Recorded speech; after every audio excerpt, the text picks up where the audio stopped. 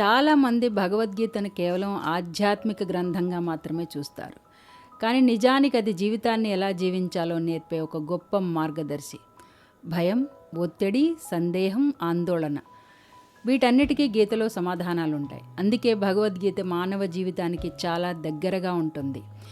భగవద్గీత యుద్ధభూమిలో ప్రారంభమవడం ఒక గొప్ప సంకేతం. ఎందుకంటే మన జీవితమే ఒక యుద్ధం లాంటిది.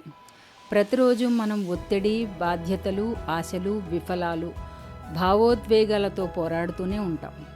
అర్జునుడు కూడా అలానే అయోమయంలో పడ్డాడు.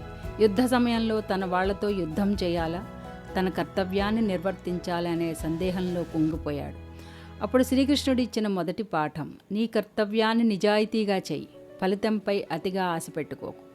ఇది ఈ రోజుల్లో చాలా అవసరమైన సందేశం. పరీక్షలు, ఉద్యోగం, వ్యాపారం ఏదైనా సరే మన చేతిలో ఉండేది కేవలం ప్రయత్నం మాత్రమే. ఫలితం మొత్తం మన చేతిలో ఉండదు. భగవద్గీత మనకి చెప్పే రెండో పాఠం, మనస్సుని నియంత్రణలో లేకపోతే అదుపులో లేని మనస్సు మన శత్రువు, అదుపులో ఉన్న మనస్సు మన మిత్రుడు.